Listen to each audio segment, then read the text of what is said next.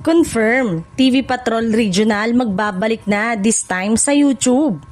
Matapos ang ilang taon ng pananahimik, kumpirmado na magbabalik ng TV Patrol Regional, isa sa mga haligi ng lokal na pagbabalita ng ABS-CBN. Ngunit sa pagkakataong ito, hindi na sa telebisyon kundi sa YouTube. Ang balitang ito ay nagdulot ng kasiyahan sa mga kapamilya sa iba't ibang panig ng bansa sa matagal ng sabik sa mga lokal na update at ulat mula sa kani-kanilang mga rehiyon.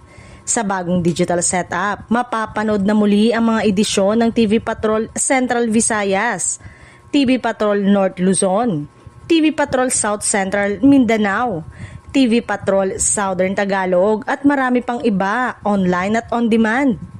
Ayon sa ABS-CBN News, bahagi ito ng kanilang digital expansion at patuloy na misyon na maghatid ng serbisyong totoo.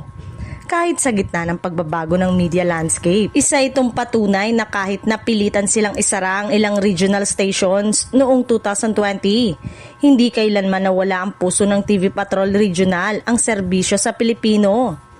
Marami rin ang nagsabing magandang senyales ito ng unti-unting pagbabango ng ABS-CBN na ngayon ay patuloy na lumalakas sa digital platform gaya ng YouTube, Facebook at iWantTFC. Muling mapapakinggan ang mga pamilyar na boses at mapapanood ang mga dating anchor ng handang maghatid ng mga istoryang tunay na sa rehiyon nagsisimula. Iba talaga kapag may TV Patrol sa rehiyon, mas ramdam na may boses kami, wika ng isang netizen sa comment section matapos lumabas ang teaser video. Sa pagbabalik ng TV Patrol Regional sa YouTube, isang bagay lang ang malinaw. Patuloy na naglilingkod ang Kapamilya Network sa bawat netizen saan man sa mundo.